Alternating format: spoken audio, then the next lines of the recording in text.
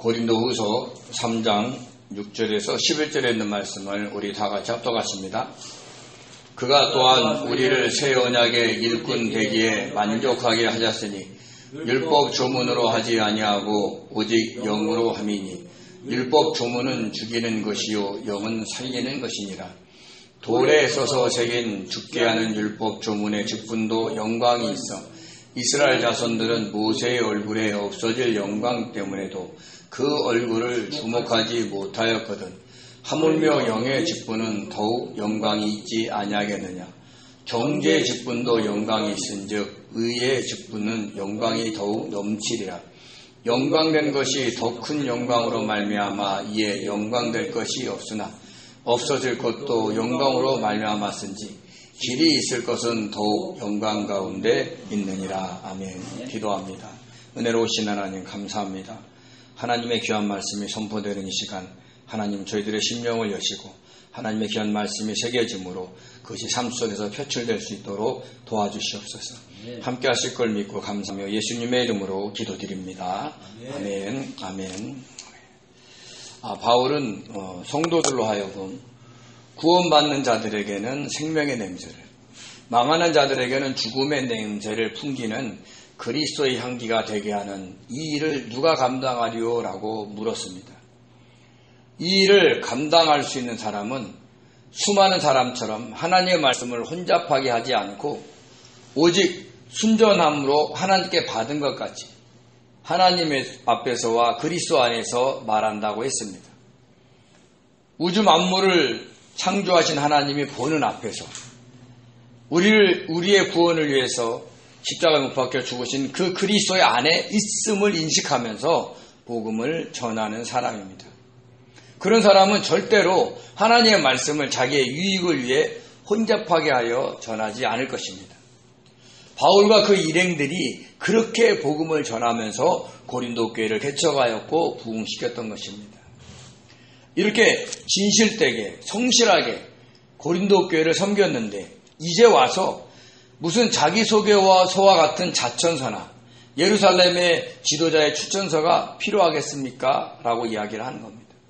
그런데도 거짓 사도와 그리고 거짓 교사들은 바울이 자천서나 누구의 추천서가 없다는 것을 문제 삼았습니다. 바울의 사도권을 의심한 것이죠. 자, 오늘날로 얘기하면 자신들은 그 추천서가 있다는 정통이고 바울은 그 추천서가 없으므로 이단이다라는 얘기를 하는 겁니다. 이단들의 특성 중에 하나가 뭐냐?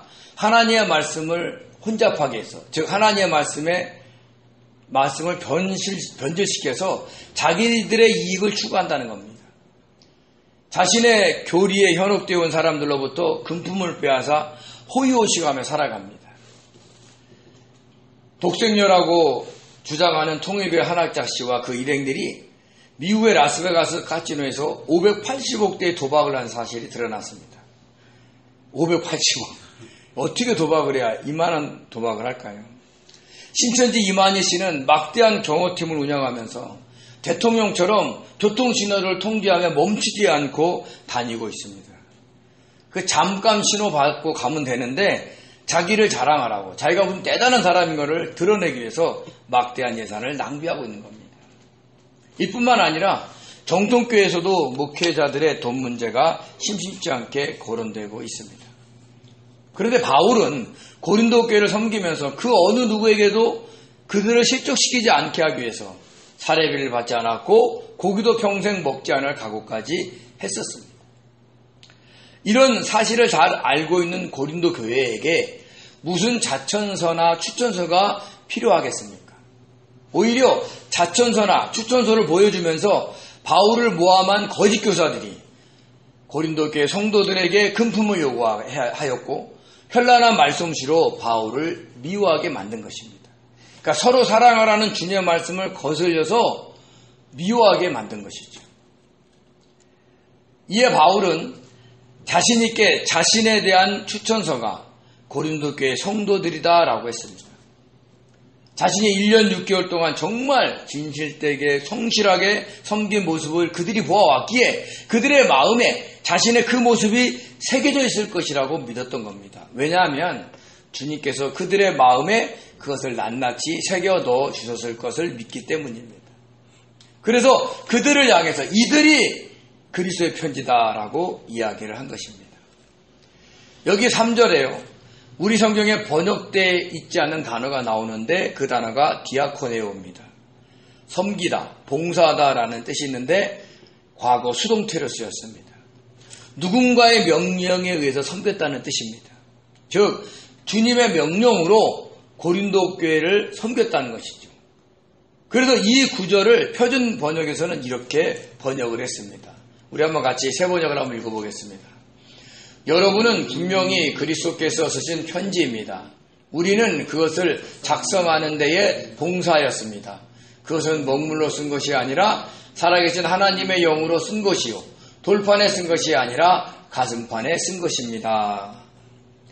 주님께서 바울의 일행으로 하여금 고린도 교회를 섬기게 하셨고 그것을 근거로 주님이 고린도 교회 성도의 마음판에 편지, 그 추천서를 쓰셨다는 겁니다. 바울은 이런 사람이지. 진리의 말씀만 전하는 사람이지. 돈도 요구하지 않지. 누가 십조갈까봐 조심조심해서 사야겠지. 등등 그가 섬겼던 모습 하나하나를 다 기록하신 겁니다. 옛날에 하나님께서 모세가 가지고 온 돌판에 십계명을 기록하신 것처럼 예수님께서도 고린도 교회 성도들의 마음판에 바울에 대한 추천서를 하나하나씩 기록을 하셨던 겁니다. 그래서 일시적으로나마 거짓 교사들에게 속아서 바울을 미혹하고 배척했지만 주님께서 새겨놓은 그 편지, 그 추천서로 인해서 마음을 돌이켜 다시 바울을 사랑하고 그리워할 수 있었다는 겁니다. 그러니까 경험해 보니까 아는 거예요. 거짓 교사들이 어떻게 말하고 행동하는 것과 바울이 말하고 행동하는 것들이 경험되어지는 것이 아닌 거예요. 아, 그때 바울은 이랬지. 그때 바울은 이랬어. 이러면서 그것이 생각나게 함으로 마음을 바꾸게 한 것입니다. 이렇게 한번 마음판에 기록된 것은 절대로 사라지지 않습니다. 돌에 새긴 것도 수많은 세월 동안 존재하지만 결국에는 그 세월의 풍상 속에 사라집니다. 그러나 한번 마음판에 새긴 것은 절대로 사라지지 않습니다. 언젠가는 다시 그 기록이 힘을 발휘해서 진실을 깨닫게 해주는 것입니다. 그것을 바울이 믿고 있는 것입니다. 그러면서 바울은 고린도 교회 성도들이 자신의 추천서라는 것을 그리스도로 말미암아 하나님을 향해 확신한다고 했습니다. 내가 잘해서 성도들이 나의 추천서가 된 거야 라고 하지 않고 주님께서 우리로 하여금 섬기게 하셨고 그것을 주님께서 성도들의 마음판에 새기셔서 자기의 추천서로 만들어 주셨다는 것을 하나님을 향해서 확신하는 거예요. 하나님 맞지요? 주님께서 그렇게 하신 것이죠? 라고 자랑하면서 확신한다는 것이죠. 왜 이런 생각을 하느냐면 무슨 일이든지 자신들이 했다고 스스로 만족하지 않고 자신들의 만족이 하나님으로부터 왔다는 것을 알기 때문입니다. 자신들이 능력이 있어서 그렇게 한 것이 아니라 하나님께서 그런 능력을 주셨기 때문에 그렇게 한 것임을 고백한 겁니다. 여기 5절에서 만족이라는 단어가 2번 나옵니다. 앞에 만족은 히카노스로 형용사인데 만족함, 감당하는, 충분한이라는 뜻이 있고요. 뒤에 나오는 만족, 히카노테스는 명사로서 만족, 감당, 충분, 능력, 자격이라는 뜻이 있습니다. 그러니까 감당하기에 충분하다, 충분한 자격이 있다라는 뜻을 가지고 있습니다. 근데 이 명사의 히카노테스가 구약 성경을 헬라어로 번역한 70원역에서는요, 구약의 여러 곳에서 번역이 된 것을 우리는 알 수 있습니다. 그래서 그 구절을 찾아보면 이 히카노테스가 어떤 의미라는 것을 더 분명하게 알 수가 있습니다. 우리 룻기서 1장 20절을 같이 읽겠습니다. 나오미가 그들에게 이르되 나를 나오미라 부르지 말고 나를 마라라 부르라. 이는 전능자가 나를 심히 괴롭게 하셨음이라. 아멘. 남편과 2 아들이 죽은 후에 며느리 룻과 함께 베들레헴으로 돌아온 나오미가 그 이웃들에게 고백한 내용입니다. 자기를 나오미라 하지 말고 마라라 불러달라는 거예요. 왜냐?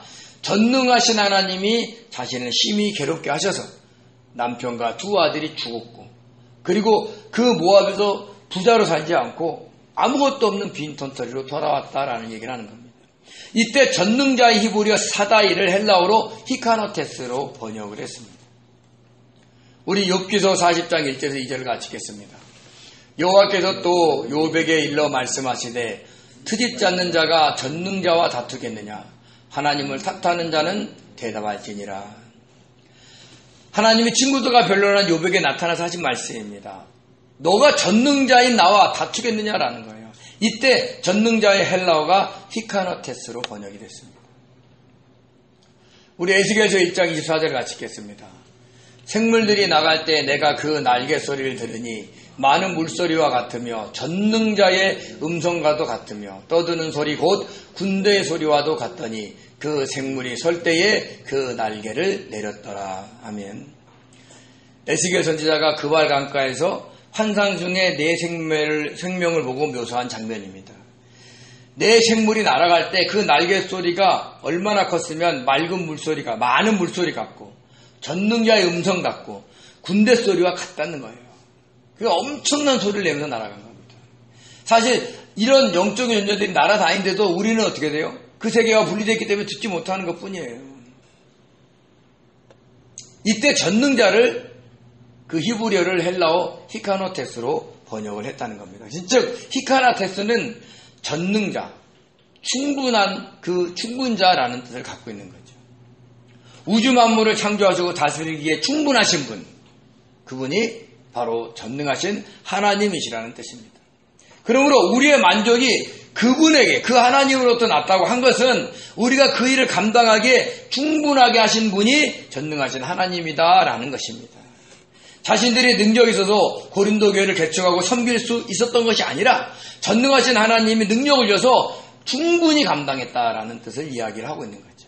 그래서 고린도 교회 성도들로 하여금 구원받는 자들에게는 생명의 냄새를, 망하는 자들에게는 죽음의 냄새를 풍기게 하는 그 그리스도의 향기가 되게 하는 일을 자신들이 감당했다라고 이야기를 하고 있는 겁니다.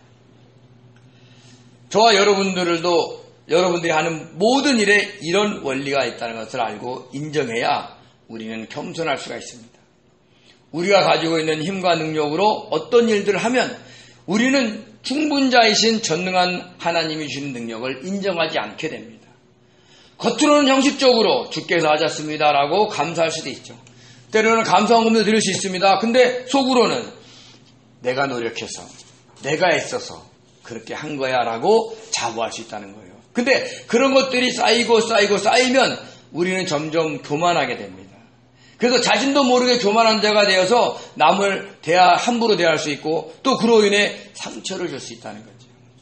그러니까 저와 여러분은 평상시 누구한테 내가 뱉는 말 한마디와 행동하는 것들을 영적인 눈으로 볼 줄 아셔야 돼요. 자기를 돌아볼 줄 아셔야 돼요.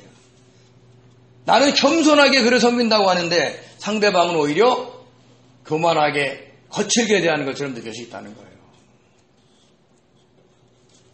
그러므로 항상 주께서 성령을 통해 능력을 주셔서 모든 것을 하려고 해야 하는 겁니다.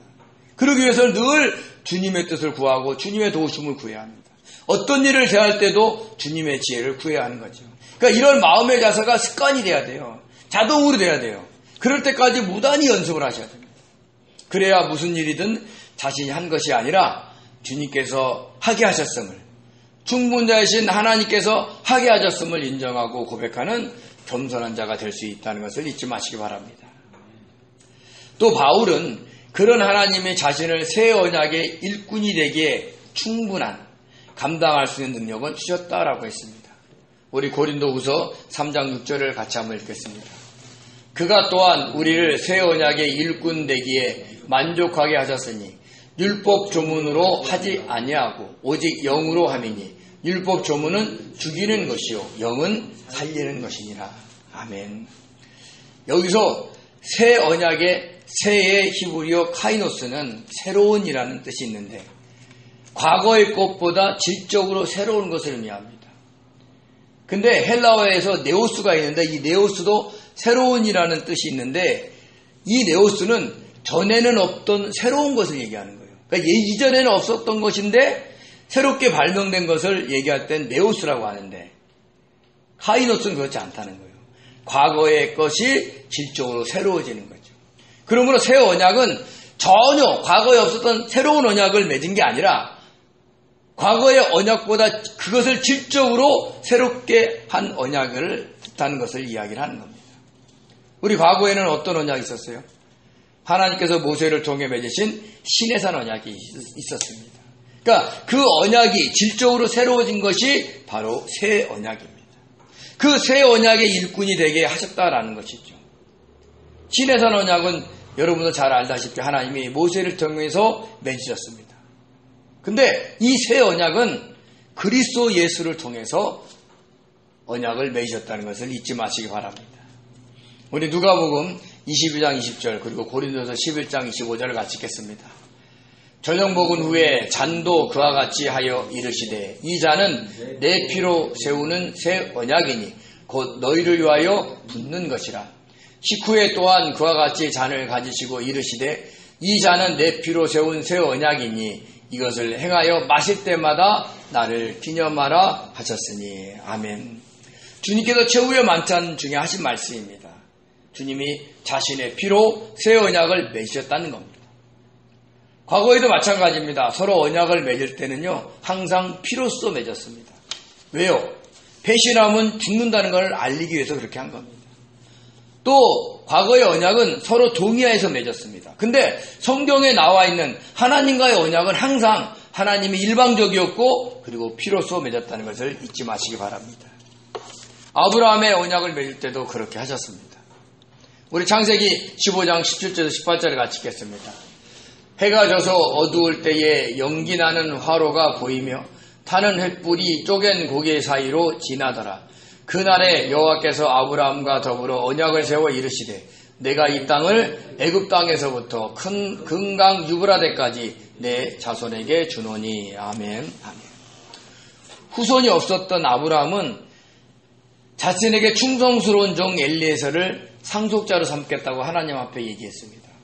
그러자 하나님은 그 말을 거절하시고 내 몸에서 난 자가 내 상속자가 되리라 라고 약속해 주셨어요. 근데 아브라함이 그 약속의 언약을 믿어버린 거예요. 그것을 하나님이 아브라함을 의롭게 여기신 겁니다. 그리고 이어서 하나님은 아브라함에게 이 가나안 땅을 주려고 너를 갈대아 우르에서 이끌어냈다고 하셨어요. 그러니까 땅에 대한 약속을 한 거죠. 그러니까 앞에서는 후손에 대한 약속을 했고 뒤에서는 땅에 대한 약속을 한 겁니다. 근데 앞에서는 자손에 대한 약속을 했는데 아멘으로 받았는데 뒤에서는 땅에 대한 약속은 아멘으로 못 받은 거예요. 왜요? 그 당시 가나안 땅에 사나운 원주민들이 많이 살고 있었어요. 그랬는지 아브라함이 그 약속의 말씀을 믿지 못하자 하나님이 언약식을 거행하신 겁니다. 짐승들을 반으로 쪼개 펼쳐놓으라는 거예요. 그 중에서 비둘기는 통째로 놓으라고 했습니다. 그때 당시 언약을 맺을 때의 방식이었습니다. 쪼개놓은 짐승들 사이로 함께 손잡고 걸으면서 만약에 이 언약을 어기면 너 이렇게 돼 라고 경고하는 거죠. 이 짐승들처럼 언약을 어기면 내 몸도 이렇게 갈라질 거야 라고 경고한 거예요. 그러니까 섬뜩한 경고죠. 그래서 서로가 이 언약을 반드시 지켜야 될 의무가 생기게 되는 겁니다. 그런데 하나님은 이 언약을 타는 횃불로서 혼자 지나가셨어요. 그러니까 이 언약에 대한 책임은 자신에게만 있다라는 뜻입니다. 왜 그렇게 하셨을까요? 인간이 그 어떤 언약도 끝까지 지킬 수 없는 존재라는 걸 아셨기 때문에요. 그러면 어떻게 돼요? 자칫 잘못하면 그 인간들을 갈라서 펼쳐놔야 될 것이니까 그렇게 못하니까 일방적으로 하신 거예요. 이때 그 짐승을 갈랐을 때 그 피가 그 현장에서 뿌려진 겁니다. 즉 피로써 맺은 언약이라는 것이죠. 그러면서 하나님은 이 가나안 땅을 주되 너희 후손들이 400년 동안 이방인을 섬기다가 하나님께서 그 이방인을 벌한 후에 돌아와 차지할 것이다 라고 말씀하셨습니다. 아니 주려면 바로 주시지 왜 그들이 포로가 됐다가 돌아오냐고요.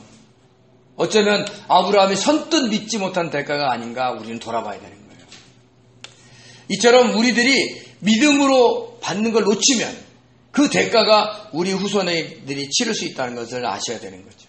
그래서 항상 주님이 말씀하시면 주님이 언약하시면 믿음으로 받는 그런 순결한 마음, 순전한 마음이 저와 여러분에게 있어야 되는 것을 잊지 마시기 바랍니다. 시내산 언약도 마찬가지입니다. 하나님이 일방적이었고 피로 맺으셨습니다. 이스라엘 백성들이 원했던 것이 아닙니다. 하나님의 시내산으로 모세를 올라오게 하고는 일방적으로 십계명을 비롯한 율법을 주신 겁니다. 이번에도 피로 언약을 맺었습니다. 제물이 된 짐승의 피로 언약을 맺으셨죠. 우리 출애굽기 24장 3절에서 8절을 같이 읽겠습니다. 모세가 와서 여호와의 모든 말씀과 그의 모든 율례를 백성들에게 전하매 그들이 한 소리로 응답하여 이르되 여호와께서 말씀하신 모든 것을 우리가 준행하리이다. 모세가 피를 가지고 반은 여러 양푼에 담고 반은 제단에 뿌리고 언약서를 가져다가 백성에게 낭독하여 듣게 하니 그들이 이르되 여호와의 모든 말씀을 우리가 준행하리이다. 모세가 그 피를 가지고 백성에게 뿌리며 이르되 이는 여호와께서 이 모든 말씀에 대하여 너희와 세우신 언약의 피니라. 하나님께서 주신 그 율법의 말씀을 백성들에게 낭독하니까 백성들이 그걸 준행할 때 얘기한 거예요. 그때 제물로 드렸던 그 짐승의 피를 반을 제단에 붓고, 즉 하나님을 향해서 붓고, 그리고 나머지 반은 여러 향분에 나누어서 서 있는 백성들을 향해서 뿌리면서 이 언약을 맺었다는 얘기를 하고 있는 겁니다. 그러니까 결코 어기면 안 된다는 것을 강조한 것이죠. 이처럼 새 언약도 하나님이 일방적으로 주님의 피로 맺으신 겁니다. 근데 이 새 언약은 갑자기 신약 성경에 등장한 게 아니에요. 구약의 선지자들이 예언한 언약이었던 겁니다. 예레미야 31장 31절을 같이 한번 읽겠습니다. 여호와의 말씀이니라 보라 날이 이르니 내가 이스라엘 집과 유대 집에 새 언약을 맺으리라. 아멘.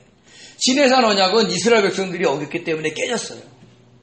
그래서 하나님은 정하신 날이 되면 새로운 언약을 맺으겠다라고 약속하신 겁니다. 전혀 다른 언약을 주시는 게 아니라 그 시내산 언약보다 질적으로 새로운 것을 주시는 것입니다. 근데 그 날이 바로 주님께서 십자가에 못 박혀 죽으시는 날이었던 것이죠. 주님께서 십자가에서 흘리신 피로 맺은 언약이 된 겁니다. 물론 이 언약은 일방적으로 맺은 겁니다. 우리의 동의는 필요하지 않았어요. 우리를 사랑하신 하나님이 우리를 주권적으로 택하시고 구원하여 주시고 맺으신 언약이었던 것입니다. 이 새 언약의 일꾼이 되기에 만족하게 하셨다라고 바울이 고백을 한 겁니다. 그러니까 감당하기에 충분하게 해주셨다는 거죠. 하나님이요. 하나님은 어떤 분이시냐? 충분자이신 전능한 하나님이었기 때문에 가능하다는 얘기를 하는 겁니다. 그리고 그 새 언약은 율법의 조문처럼 돌에다가 먹으러 쓴 것이 아닙니다. 주님을 믿고 구원받은 성도들의 마음에 하나님의 영인 성령으로 쓰신 겁니다. 이것은 에스겔 선지자의 예언대로 된 것입니다. 우리 에스겔서 36장 26절 27절을 같이 읽겠습니다. 또 새 영을 너희 속에 두고 새 마음을 너희에게 주되 너희의 육신에서 굳은 마음을 제거하고 부드러운 마음을 줄 것이며 또 내 영을 너희 속에 두어 너희로 내 율례를 행하게 하리니 너희가 내 규례를 지켜 행할지니라. 아멘. 여기서 말하는 새 영, 새 마음도 기존에 있는 영과 마음을 싹 없애버리고 새로운 영과 마음을 준 게 아닙니다. 기존에 있는 영과 마음을 질적으로 새롭게 하고 굳어있던 마음을 제거한 게 아니라 굳은 마음 그 자체를 부드럽게 만들어 주신 것을 이야기를 하고 있는 겁니다. 그리고 그 부드러워진 마음에 하나님의 영으로 하나님의 율례를 새겨 넣어서 그대로 행할 수 있도록 만들어 주신다는 거죠. 그러니까 우리가 마음에 감동이 일어나게 하시는 거예요. 하나님이 억지를 시키시는 게 아닙니다. 말씀하시면 그 말씀이 살아서 내 마음에 반응을 해서 자발적으로 그 일을 행하게 하는 거죠. 이것이 새 언약을 맺음으로 이루어진 겁니다. 그래서 이제 주님을 믿는 성도의 영과 마음이 바뀌고 그곳에 하나님의 영으로 새 언약을 기록하시는 것인데 그 기록하는 그 일을 누가 했느냐? 바울과 그 일행들에게 맡겼다는 거죠. 바울이 순전함으로 하나님께 받은 것 같이 복음을 전하면 그것을 성령이 가지고 성도들의 마음에 새겨 넣으신 겁니다. 바울이 하나님 앞에서 그리스도 안에서 말하고 행동하면 그것을 성령이 성도들의 마음에 차곡차곡 기록하셨던 것이죠. 그로 인해서 주님의 뜻을 알고 주님의 말씀에 순종하며 살아가면 살아갈수록 새 영과 새 마음은 계속해서 날마다 새로워집니다. 그러니까 계속해서 부드러워지는 거죠. 계속해서 부드러워지면 어떻게 돼요? 하나님의 영이 기록하기가 너무 쉬운 거예요. 고린도후서 우리 4장 16절을 같이 읽겠습니다. 그러므로 우리가 낙심하지 아니하노니 우리의 겉사람은 낡아지나 우리의 속사람은 날로 새로워지도다. 여기서 새롭다의 헬라어 아카카이노스는요, 새롭게 하다, 갱신하다라는 뜻이 있는데 위로, 새로, 다시 한 번의 헬라어 아나와 새로운의 헬라어 아카카이노스하고 합성한 언어입니다. 그리고 현재 수동태로 쓰였습니다. 그러니까 하나님의 영의 성령으로 인해서 날마다 새롭게 새로워지고 있는 것입니다. 이렇게 새로워져야 우리의 마음이 더 부드러워지고 주님의 말씀이 더 잘 새겨져서 그 말씀대로 살아갈 수 있는 것입니다. 그러면서 바울은요, 신해산 언약과 새 언약의 차이를 설명했는데 율법의 조문은 죽이는 것이고 영은 살리는 것이다 라고 했습니다. 사실 하나님이 모세를 통해 주신 613가지 율법은 이스라엘 백성들이 하나님과 더불어 살아가는 법을 알려준 거예요. 너희들이 어떻게 하면 전능하신 하나님과 함께 동행하며 살 수 있는 법을 알려줬는데, 그래서 어떻게 하면 그 거룩하신 하나님 앞에 살아갈 수 있게 만들어주셨는데, 그 율법을 이 땅에서 다 지키며 살아갈 수는 사람이 없었던 겁니다. 그래서 죄를 지으면 어때요? 짐승에게 그 죄를 전가하고 그 짐승으로 하여금 대신 죽게 했던 것입니다. 제가 가만히 생각해보면 600만 명의 이스라엘 백성들이 광야에 살면서 얼마나 많은 죄를 지었으면 매일 그 성전에서 번제든 속죄제든 드리지 않았겠습니까? 우리가 그냥 생각해보면 그곳은 막 거룩한 곳이고 하나님의 은혜가 넘치는 곳이라고 생각할지 몰라도 그 성전 주변에는 그 짐승의 피비린내가 늘 풍겼을 거예요. 근데 놀라운 것은 그 냄새를 하나님이 향기롭다 그래요. 왜요? 우리의 죄를 대신했기 때문에.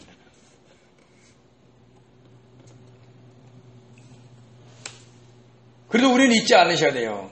선악과의 영향을 받은 아담의 후손들, 즉 모든 인류, 즉 우리들은 자신이 하나님에 되어서 자신의 뜻대로 하는 성향이 우리 안에 있다는 걸 알아야 된다는 거죠. 이런 성향으로 인해서 인간은 자기의 능력으로 율법을 지키며 살아가려고 했습니다. 근데 그렇게 안 돼요. 왜냐? 욕심과 욕망, 자랑과 교만 등이 솟구쳐 올라와 율법에 순종할 수 없게 만들기 때문입니다.